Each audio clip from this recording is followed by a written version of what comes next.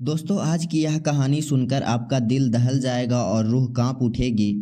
यह कहानी सिर्फ एक अपराध की नहीं है, यह कहानी है भरोसे के टूटने की। यह कहानी है एक पिता की बेबसी की और यह कहानी है उस सिस्टम की जहां न्याय की गुहार लगाने के लिए एक परिवार को सड़क पर उतरना पड़ता है।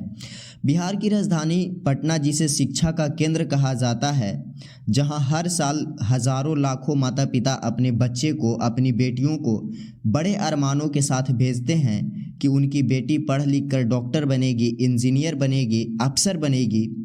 लेकिन क्या हो जब वही शिक्षा का मंदिर, वही हॉस्टल जिसे माता पिता सबसे सुरक्षित जगह मानते हैं, वही एक बेटी के लिए खौफ का घर बन जाए। कल्पना कीजिए उस मंजर की। तारीख थी 6 जनवरी, कड़ाके की ठंड पड़ रही थी। लोग अपने घरों में रज़ाई में दुबके हुए थे। लेकिन पटना के एक गर्ल्स हॉस्टल के एक कमरे में कुछ ऐसा हो रहा था जिसकी भनक शायद साथ वाले कमरे में रहने वाली लड़कियों को भी नहीं थी, या शायद थी और वह खामोश थी। एक 19 या 20 साल की लड़की जो 9 तारीख को अपने घर से, अपने माँ बाप के पास से हंसती खेलती वापस पटना आई थी, नए साल की खुशियाँ मनाकर लौटी थी, वो अचानक एक बंद कमरे में बेसुध मिलती है। उसके शरीर पर चोट के निशान हैं, हालात संदिग्ध है, और जब उसे अस्पताल में ले जाया जाता है तो शुरू होता है एक ऐसा खेल, एक ऐसी साजिश जिसने पूरे बिहार को हिला कर रख दिया। क्या यह खुदकुशी थी, जैसा कि शुरू में पुलिस ने दावा किया, या फिर यह एक सुनियोजित दरिंदगी या गहरी साजिश का मामला था, जैसा कि उस बदनसीब पिता ने आरोप लगाया? आखिर क्यों एक पिता को अपनी ही बेटी की अंतिम विदाई से रोका गया? आखिर क्यों अस्पताल के डॉक्टर और हॉस्टल के मालिक पर साक्ष्य मिटाने का आरोप लगा? सबसे बड़ा सवाल, उस पोस्टमार्टम रिपोर्ट में ऐसा क्या निकला जिसने पुलिस की पूरे मामला को पलट कर रख दिया? आज हम इसी खौफनाक वारदात की तह तक जाएंगे और जानेंगे उस रात की पूरी सच्चाई को जो पटना के पास के इलाके में दफन हो गई थी। तो आखिर ऐसा क्या हुआ था? वीडियो में बने रहिएगा और वीडियो को आखिर तक देखिएगा, तभी समझ में आएगा पूरा मामला। और अगर अभी तक आपने इस चैनल को सब्सक्राइब नहीं किया है तो सब्सक्राइब कर लीजिएगा और बेल आइकन को प्रेस कर दीजिएगा ताकि हमारी आने वाली वीडियो का नोटिफिकेशन आप सबको मिल सके। तो दोस्तों, आज की जो यह सच्ची घटना है उसकी शुरुआत होती है बिहार के जहानाबाद ज़िले से। एक मध्यवर्गीय परिवार जिनके लिए उनकी बेटी ही उनकी दुनिया थी, वो बेटी जिसकी आंखों में बड़े बड़े सपने थे, उसका सपना था डॉक्टर बनने का, नीट की परीक्षा पास करके सफ़ेद कोट पहनने का। अपने इसी सपने को पूरा करने के लिए वह जहानाबाद से पटना जाती है। पटना का चित्रगुप्त नगर इलाका, जहां छात्रों की चहल पहल रहती है, कोचिंग सेंटर्स हैं और इन्हीं कोचिंग सेंटर्स के आसपास कुकुरमुत्ते की तरह फैले हैं तमाम प्राइवेट हॉस्टल। इन्हीं में से एक था शंभू गर्ल्स हॉस्टल। इस हॉस्टल को चुना गया था सुरक्षा के वादे पर। परिवार को लगा था कि यहाँ उनकी बेटी सुरक्षित रहेगी, पढ़ाई करेगी। वक्त अपनी रफ्तार से गुजर रहा था। साल 2025 खत्म हुआ था और साल 2026 की शुरुआत हुई थी। हर छात्र की तरह यह लड़की भी नए साल का जश्न मनाने के लिए अपने घर जहानाबाद गई थी। 1 जनवरी को पूरा परिवार साथ था। हंसी मजाक हुई, अच्छा खाना बना, भविष्य की बातें हुई। किसे पता था कि यह उस परिवार का साथ में आखिरी जश्न है? किसे पता था कि जिस बेटी को वह हंसते हुए विदा कर रहे हैं वह अब कभी लौटकर वापस नहीं आएगी, और आएगी तो खामोश होकर हमेशा के लिए। 5 जनवरी की तारीख थी। छात्रा अपने घर से वापस पटना के लिए निकलती है। वह खुश थी, तरोताज़ा थी। हॉस्टल पहुंचती है, अपने परिवार को फ़ोन करती है कि मम्मी पापा मैं पहुंच गई हूं, सब ठीक है। 5 तारीख की रात सामान्य रूप से गुजरती है। 6 जनवरी का सूरज उगता है। दिन भर क्या हुआ यह एक रहस्य है, लेकिन शाम होते होते घड़ी में जब करीब 4 बज रहे थे तब जहानाबाद में बैठे पिता के फ़ोन की एक घंटी बजती है। उधर से हॉस्टल का कोई कर्मचारी बोल रहा था। आवाज़ में हड़बड़ाहट थी, या शायद हड़बड़ाहट का नाटक। उसने कहा, आपकी बेटी की तबीयत बहुत ख़राब है, वो बेहोश है, हम उसे अस्पताल लेकर जा रहे हैं, आप जल्दी आ जाइए। एक पिता के लिए इससे बुरी खबर और क्या हो सकती थी। जहानाबाद से पटना की दूरी भले ही बहुत ज़्यादा ना हो, लेकिन उस दिन उस पिता के लिए वो रास्ता काटना मुश्किल हो गया था। हर पल मन में एक ही सवाल, मेरी बच्ची को क्या हुआ? कल तक तो ठीक थी। जब परिवार पटना पहुंचता है तो उन्हें एक निजी अस्पताल, जिसका नाम प्रभात मेमोरियल बताया जा रहा है, वहां बुलाया जाता है। वहां का मंजर देखकर परिवार के पैरों तले ज़मीन खिसक गई। उनकी फूली सी बेटी जो 24 घंटे पहले चहक रही थी, वो अब वेंटिलेटर पर मशीनों के बीच जिंदगी और मौत की जंग लड़ रही थी। लेकिन कहानी में असली मोड़ यहीं से आना शुरू होता है। परिवार का आरोप है कि जब उन्होंने अपनी बेटी को देखा तो उन्हें कुछ अजीब लगा। पिता की नज़रें अब अपनी बेटी के शरीर पर पड़ी तो उनका दिल दहल गया। उनका दावा था कि बेटी के शरीर पर कई जगह चोट के निशान थे, कपड़े अजीब हालत में थे। एक पिता चीख चीख कर कह रहा था कि यह कोई बीमारी नहीं है, यह कोई साधारण बेहोशी नहीं है, मेरी बेटी के साथ कुछ गलत हुआ है, कुछ बहुत बुरा हुआ है। परिवार ने हंगामा शुरू किया।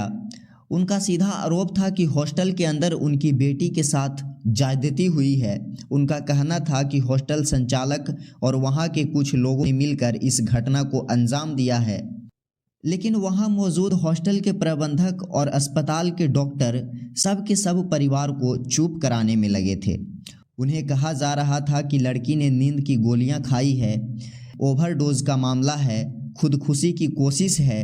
सोचिए उस पिता की मनोदशा, एक तरफ उसकी बेटी जिंदगी और मौत से जूझ रही हो और दूसरी तरफ उसे यह यकीन दिलाया जा रहा है कि उसकी बेटी ने खुद यह कदम उठाया है।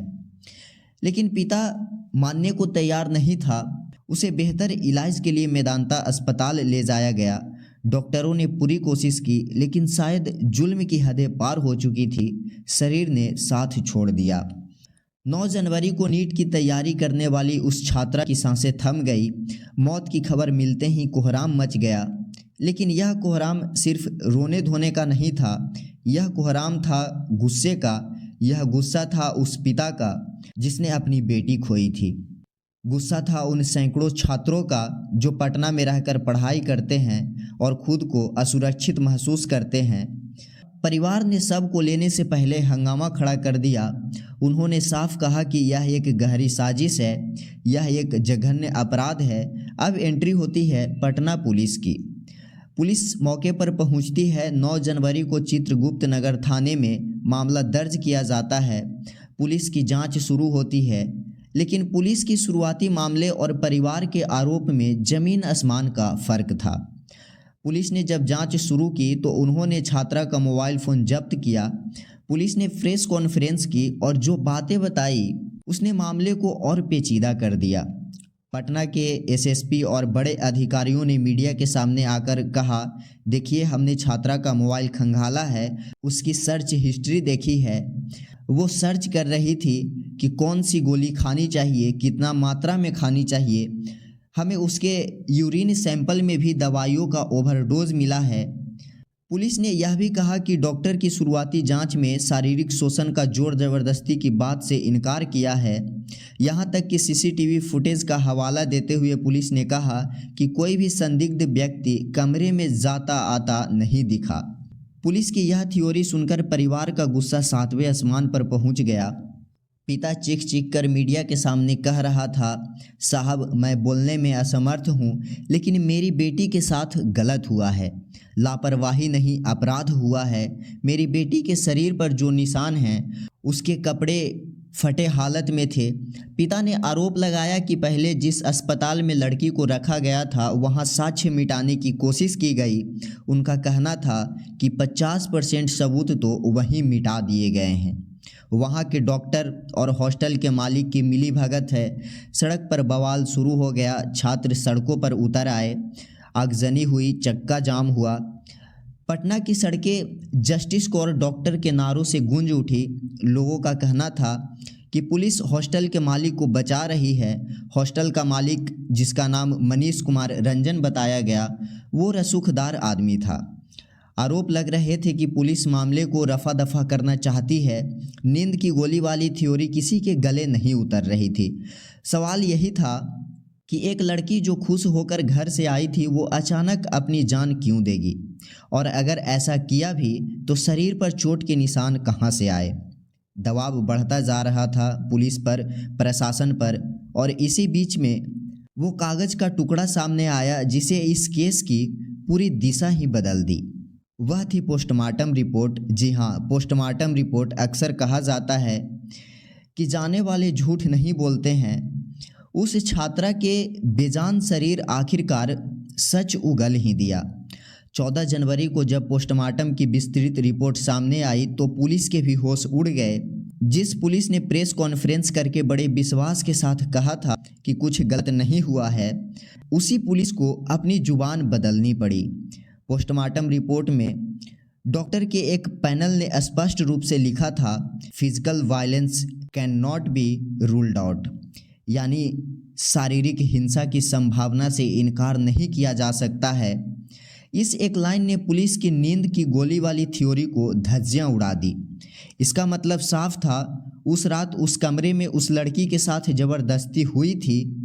हो सकता है उसे दवाइयाँ ज़बरदस्ती खिलाई गई हो, या फिर उसे काबू में करने के लिए नशा दिया गया हो। पिता का वो डर, वो शक सही साबित हुआ। उनकी बेटी ने अपनी जान नहीं दी थी, उसे नुकसान पहुंचाया गया था, उसकी अस्मिता के साथ खेला गया था। इस रिपोर्ट के आते ही पुलिस बैकफुट पर आ गया। अब तक जो पुलिस हॉस्टल के मालिक मनीष कुमार रंजन को हिरासत में लेकर पूछताछ करके छोड़ने के फिराक में थी या नरम रवैया अपना रही थी, उसे तुरंत एक्शन लेना पड़ा। पुलिस ने शंभू गर्ल्स हॉस्टल के मालिक मनीष कुमार रंजन को गिरफ्तार कर लिया। यह वही मनीष है जिस पर पिता ने शुरू से उंगली उठा रहे थे। पिता का आरोप था कि हॉस्टल संचालक लड़कियों को नींद की गोली सप्लाई करता था या नशे की हालत में उनका गलत फ़ायदा उठाता था।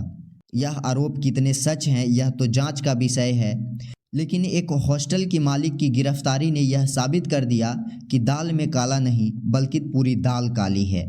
दोस्तों, ज़रा सोचिए उस 4-5 दिन के घटनाक्रम को। 6 तारीख को लड़की मिलती है, 9 को मौत होती है, पुलिस कहती है खुदकुशी है।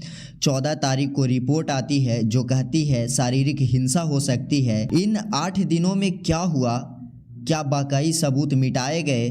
पिता का आरोप है कि जब वह अंतिम संस्कार के लिए शमशान घाट ले जा रहे थे तब किसी ने उन्हें बताया, मेडिकल टीम के किसी सदस्य ने उन्हें इशारा किया कि अंतिम संस्कार मत कीजिए, बेटी के साथ गलत हुआ है। सोचिए अगर उस वक्त वह अंतिम संस्कार कर दिया जाता तो शायद यह राज हमेशा के लिए राख के ढेर में दब जाता। यह उस पिता की जागरूकता और जिद थी कि उन्होंने दोबारा पोस्टमार्टम और जांच की मांग की और आज सच सामने आने की दहलीज पर है। पुलिस अब कह रही है कि हम वैज्ञानिक साक्ष्यों पर काम कर रहे हैं, बीरा सुरक्षित रखा गया है, एफएसएल की टीम ने कमरे की जांच की है, लेकिन सवाल अभी भी कई हैं जो मुंह बाएं खड़ा है। पहला सवाल, लड़की ने खुद नींद की गोलियां खाई तो उसके शरीर पर चोट के निशान क्यों थे? दूसरा सवाल, जिस निजी अस्पताल में उसे पहले ले जाया गया वाकई में वहां सबूतों के साथ छेड़छाड़ की गई? पुलिस अस्पताल के डॉक्टर और स्टाफ पर कार्रवाई क्यों नहीं कर रही है? तीसरा सवाल, हॉस्टल के सीसीटीवी फुटेज में अगर कोई नहीं दिखा तो क्या फुटेज डिलीट किए गए थे या फिर अपराधी हॉस्टल के अंदर का ही कोई व्यक्ति था जिसे बाहर से आने की ज़रूरत थी? चौथा और सबसे अहम सवाल, पुलिस ने इतनी जल्दबाजी में दुष्कर्म नहीं हुआ वाला बयान क्यों दिया? क्या किसी को बचाने का दबाव था? गिरफ्तार हॉस्टल मालिक मनीष कुमार रंजन से पूछताछ जारी है। पुलिस का कहना है कि वो रिमांड पर लेकर सख्ती से पूछताछ करेगी, लेकिन जनता का गुस्सा शांत नहीं हो रहा है। पटना की सड़कों पर छात्र अभी भी डटे हुए हैं। उनका कहना है कि यह निर्भया जैसी दरिंदगी है। वह मांग कर रहे हैं कि इस मामले की स्पीडी ट्रायल हो और दोषियों को सख्त से सख्त सज़ा मिले। इस पूरे वाक्य में एक और पहलू है जो बहुत डरावना है। पुलिस का कहना है कि लड़की के मोबाइल में डिप्रेशन और दवाइयों की सर्च हिस्ट्री मिली है, लेकिन क्या यह संभव नहीं है कि किसी ने जानबूझकर उसके फ़ोन में यह सर्च किया हो ताकि मामला खुद खुशी का लगे, या फिर लड़की को इतना प्रताड़ित किया गया हो कि वह वाकई में डिप्रेशन में थी और अपनी जान बचाने के तरीके ढूंढ रही थी? यह वो सवाल हैं जिनका जवाब मोबाइल की फॉरेंसिक जांच के बाद मिलेगी। आज उस पिता की हालत देखी नहीं जाती। वह बार बार यही कह रहे हैं, मेरा सब कुछ लूट गया, मैंने अपने फूली सी बच्ची को पढ़ने भेजा था, मुझे उसका बेजान शरीर मिला। उनकी आंखों में आंसू सूख चुके हैं, लेकिन आवाज़ में एक ही मांग है, इंसाफ। वो कहते हैं कोई अपराधी है, उसे बचाना उससे भी बड़ा अपराध है। उनका इशारा साफ तौर पर पुलिस और अस्पताल प्रशासन की तरफ है। दोस्तों, यह घटना हमें झकझोरती है, यह सवाल खड़ा करती है हमारे समाज की सुरक्षा व्यवस्था पर। हम अपनी बेटियों को घर से दूर भेजते हैं ताकि वह अपने पैरों पर खड़ी हो सके, लेकिन हैवान हर जगह मौजूद हैं, कभी हॉस्टल संचालक के रूप में, कभी किसी और रूप में। पटना हॉस्टल कांड ने एक बार फिर साबित कर दिया है कि अपराधी कितने बेखौफ हो चुके हैं। उन्हें ना तो कानून का डर है, ना भगवान का। अभी इस मामले की जांच चल रही है। पुलिस ने प्रेस रिलीज जारी कर अपनी सफाई दी है कि वह किसी को नहीं बचा रहे हैं और physical violence can not be ruled out वाली रिपोर्ट के आधार पर ही गिरफ्तारी हुई है। लेकिन यह आधा सच क्या उस बेटी को वापस ला सकता है? अब देखना यह होगा कि आगे इस केस में क्या मोड़ आता है। क्या मनीष कुमार रंजन ही मुख्य आरोपी हैं या इसके पीछे कोई और बड़ा चेहरा? क्या उस निजी अस्पताल के डॉक्टरों पर भी गाज गिरेगा जिन्होंने मामले को दबाने की कोशिश की? और सबसे बड़ी बात यह कि क्या उस परिवार को, उस पिता को न्याय मिलेगा जो अपनी बेटी की अस्थियां के लिए इंसाफ की आस में बैठा है? जांच अभी जारी है, हर दिन नई परतें खुल रही हैं। कभी पुलिस का बयान आता है, कभी डॉक्टरों का, तो कभी परिजनों का। लेकिन इस शोर में उस लड़की की चीखें कहीं दब न जाए, यही डर है। तो दोस्तों, इस कहानी को सुनाने का मेरा मकसद किसी की भावनाओं को ठेस पहुंचाना नहीं है और ना ही हम किसी को बिना कोर्ट के फैसले के दोषी करार दे रहे हैं। हमारा मकसद है सिर्फ आपको जागरूक करना, आपको बताना कि हमारे आसपास क्या हो रहा है। अगर आप भी अपने बच्चे को, अपनी बेटियों को हॉस्टल में रख कर पढ़ा रहे हैं तो सतर्क रहिए, उनसे लगातार बात करते रहिए, उनकी चुप्पी को समझिए। पटना की इस बेटी को न्याय दिलाने के लिए आपकी आवाज़ की ज़रूरत है। इस वीडियो को ज़्यादा से ज़्यादा शेयर करिए ताकि प्रशासन पर दबाव बना रहे कि वह निष्पक्ष जांच करे। हम इस केस पर नज़र बनाए हुए हैं। जैसे ही कोई नया अपडेट आएगा, कोई नया खुलासा होगा, हम सबसे पहले आप तक पहुंचाएंगे। आप इस पूरे मामले के बारे में क्या सोचते हैं? क्या आपको लगता है कि पुलिस की शुरुआती जांच में लापरवाही हुई है? क्या आपको लगता है कि खुदकुशी नहीं साजिश है? अपनी राय कमेंट बॉक्स में ज़रूर लिखें। आपकी एक राय, एक कमेंट इस मुहिम को ताकत दे सकता है। अगर यह वीडियो आपको जानकारी पूर्ण लगा हो तो लाइक ज़रूर करें और चैनल को सब्सक्राइब करना ना भूलें। अपना और अपने परिवार का ख्याल रखें, सतर्क रहें, सुरक्षित रहें।